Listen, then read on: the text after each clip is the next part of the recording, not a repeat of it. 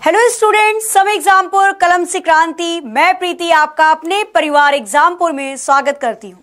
तो आज हम जानेंगे बहुत ही कम समय में कि कैसे लगाएं पता कितना जीबी कितना टीबी के बराबर होता है, या कितना एमबी कितना पीबी के बराबर होता है। क्या होता है ये GB, MB, TB, PB, EB, EB. तो ये सारी चीजें हम अपनी आज की क्लास में कंप्लीट करते हुए चलेंगे। तो चलिए शुरू करते हैं फिर अपने आज के इस छोटे से सेशन में, जिसमें आपको ये सारी चीजें बताई जाएंगी। जीबी, केबी, टीबी ये सारी की सारी मेमोरी की यूनिट होती है, या जिसको कहा जाता है मेमोरी की इकाइयां। हम अपने कंप्यूटर सिस्टम में, मोबाइल फोन में, लैपटॉप में, इन सभी चीजों में जो भी चीजें स्टोर करते हैं वो हमारे कंप्यूटर की या लैपटॉप की मेमोरी में जाकर संग्रहित हो जाती है या स्टोर हो जाती है। आपने कोई वीडियो डाउनलोड करी, एमबी के अंदर वीडियो डाउनलोड होती है, एमबी मतलब मेगाबाइट। आपने कोई फोटो क्लिक करी, केबी के अंदर फोटो डाउनलोड होती है, केबी का मतलब किलोबाइट। छोटी छोटी मेमोरी कर कर आपके फोन का जो रोम होता है या आपके कंप्यूटर में जो हार्ड डिस्क होती है उसकी मेमोरी को भरा जाता है। कोई भी डेटा किसी ना किसी मेमोरी की यूनिट में होता है।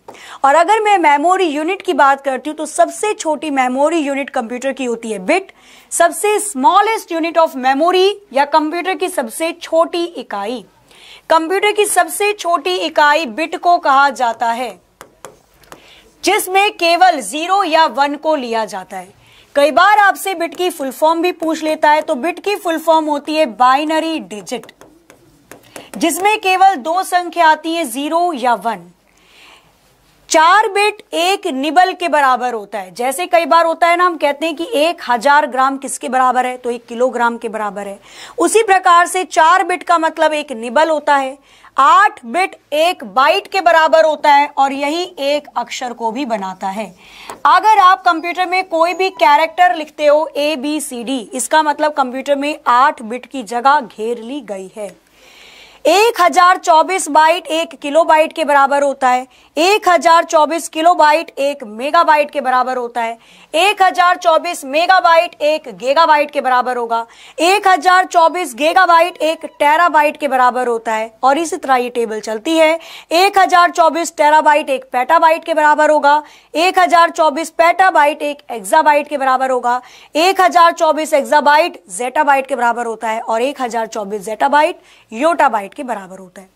अब सवाल उठता है ये है कि क्या इतनी सारी चीजें हमें याद करनी पड़ेंगी? ये तो याद ही नहीं रहती, दिमाग से चली जाती है।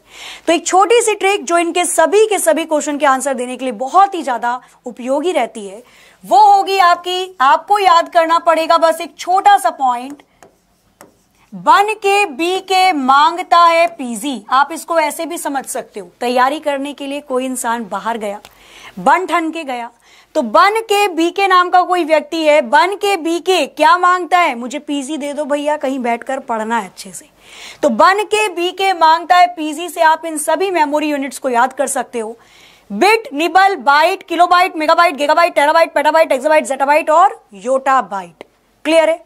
अब क्वेश्चन कैसे बनते हैं इस टॉपिक पर से उनकी बात कर लेते हैं। छोटा सा क्वेश्चन अगर मैं यहां पर बात करती हूं, आपसे क्वेश्चन पूछ लिया जाए यदि कि बताइए 1 मेगाबाइट में कितने किलोबाइट होते हैं। तो एक तो तरीका हो गया कि आप पहले इस टेबल को बनाओ और फिर यहां से पता करो। यहां से मेरे को पता चलेगा कि भाई 1 मेगाबाइट में तो 1024 किलोबाइट होते हैं।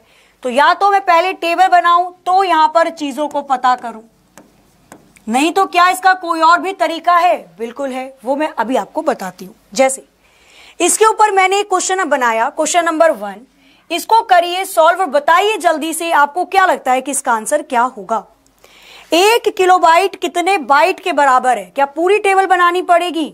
कोई जरूरत नहीं है, केवल वो छोटा सा पॉइंट याद रखना है जो मैंने आपको बताया, बन के बी के मांगता है पीजी।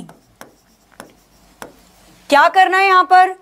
किलोबाइट को बाइट में बदलना है। किलोबाइट एरा, बाइट एरा, कितने कदम पीछे चला? केवल 1 कदम पीछे चला, और हमें पता है वैल्यू कितनी थी, 1024। केवल 1 कदम पीछे गया है, तो जाहिर सी बात है 1024 बाइट 1 किलोबाइट के बराबर है। 1024 तो ऑप्शन में नहीं दे रखा है, उड़ी बाबा गड़बड़ हो गई। तो मतलब क्या होगा, हमें पता है 1024 2 की पावर 10 के इक्विवेलेंट होता है। 2 की पावर 10 लिखो या 1024 लिखो, बात एक ही है। ऑप्शन बी इसका आंसर सही हो जाएगा। नेक्स्ट क्वेश्चन पूछा जाए, अगर 1 गीगाबाइट 1 जीबी में कितने केबी होते हैं? 1 गीगाबाइट में कितने किलोबाइट होंगे? तो कैसे किया जाएगा? वही अपना छोटा सा पॉइंट, 1 के बी के मांगता है पीजी। गीगाबाइट से किलोबाइट में जाना है, जीबी से केबी में। ये रहा जीबी, ये रहा केबी। कितने कदम चले? 1 2। कितने कदम पीछे चलना पड़ा? 2 कदम पीछे चलना पड़ा। मतलब 1024 की मल्टीप्लाई 2 बार की जाएगी। तो 1024 की मल्टीप्लाई 2 बार जिस भी ऑप्शन में की गई है वही इसका आंसर हो जाता है। क्वेश्चन नंबर 3, 1 मिलियन में क्या होता है? 1 मिलियन बाइट करना इसे। 1 मिलियन बाइट किसके बराबर होगा? अब 1 मिलियन का मतलब क्या होता है? तो 1 मिलियन का मतलब होता है 10 लाख। 1 मिलियन किसके बराबर है? तो 1 मिलियन 10 लाख के बराबर होता है। 10 लाख का मतलब 10 के बाद 5 जीरो, कुल मिलाकर 1 के बाद 6 जीरो है। यहां पर आपको चीजें सोचनी पड़ेंगी कि भाई 1 मिलियन 10 लाख के बराबर है, 1 के बाद 6 जीरो कैसे आ सकती है? तो जब मैं 1024 की मल्टीप्लाई 1024 में करती हूं तो मुझे पता चलता है कि ये लगभग आएगा कितना? 10,48,576 के आसपास आएगा। या राउंड ऑफ भी समझ के कर लूं तो 1000 की मल्टीप्लाई 1000 से करोगे तो ये 10 लाख के आसपास आएगा। मतलब 2 बार मुझे 1024 की मल्टीप्लाई करनी पड़ेगी। अगेन वही टेबल, 1 के बी के मांगता है पीजी। क्या करना है? बाइट से कितने कदम आगे जाऊं? 2 बार मल्टीप्लाई करनी पड़ रही है, तब जाकर 10 लाख बन रहा है, 1 मिलियन बन रहा है। तो बाइट से 2 कदम आगे चलोगे, 1 और 2, दूसरे कदम पर क्या मिला? एम मिला। मतलब 1 मिलियन बाइट 1 MB के बराबर होता है, 1 मेगाबाइट के बराबर होता है। आगे क्वेश्चन नंबर 4, 1 PB कितने MB के बराबर होगा? अब डायरेक्टली कर सकते हो आप बिना पेन को छुए, अगर आपको चीजें पता है तो। 1 के बी के मांगता है पीजी, पी से एम पर जाना है।